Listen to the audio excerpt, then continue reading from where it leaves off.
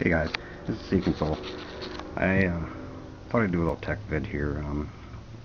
I need to check the valve clearances on my 550. Um, so I thought I'd just run you through some of the steps you got to go through to check them.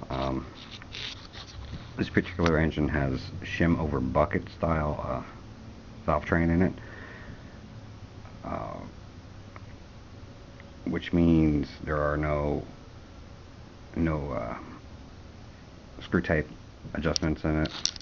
Anything I need to adjust, I'm going to have to buy new shims for, but which I don't have currently because I don't know what I need yet. So I'm going to check valve clearances to see what I need. So what I'm going to do, run through some of the steps I need to do. First of all, I have to take my tank off. Just 2 bolts back here, and it comes right off. I'll have to take the cam end covers off. Those are just decorative covers for the most part. Take these off, pull the valve cover off. I'll have to pull the plug wires and the plugs out. Just to make it easier to turn over, I'll have to pull off the timing cover, so I have a way of turning the engine over.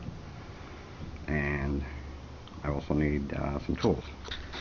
Okay, stuff you'll need, just a simple tool set.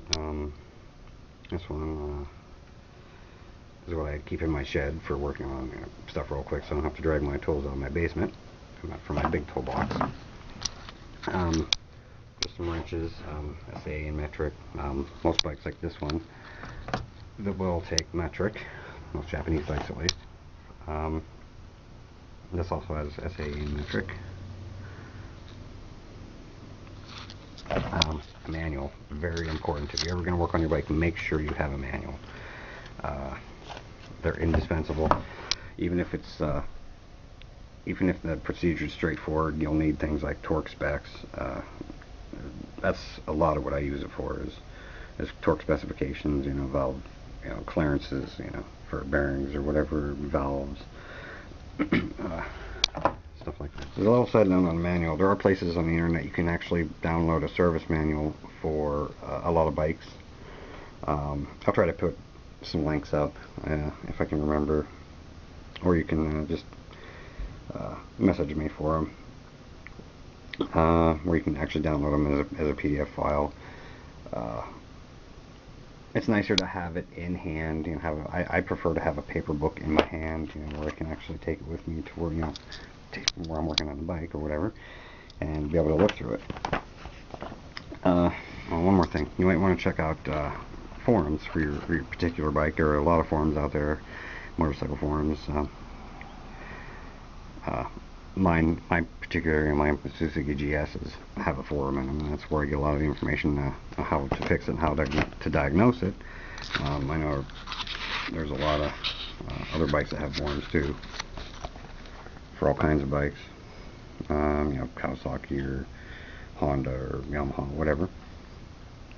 But don't be afraid to go there and ask questions. A lot of people will be more than willing to help you out. In this case, for checking valves, you'll need a feeler gauge. A set of gauges like this, I bought this at AutoZone for $5, I think. They were cheap. This runs from 1.5 thousandths, which you can't see it, 1.5 thousandths up to 25 thousandths. Yeah. Or 0.038 to 0.635 in metric.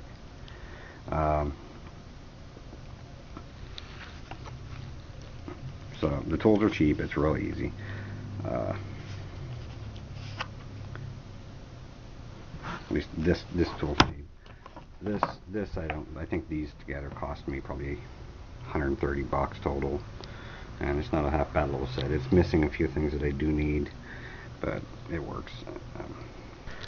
Another thing before you start, if you want to complete the job and get it done in one day, make sure you have all the parts. Like I said, mine has shims for the adjustments. But anyway, I'll have to get those after I check them, see what the clearances are. It's best to best to have a new valve cover gasket, so between the valve cover and the head. Also, like in my particular case, I have moon-shaped rubber seals in the ends of the cap too, or ends of the valve cover too, which mine are still good, but be prepared to buy parts if you're going to pull something apart on a bike, gaskets especially.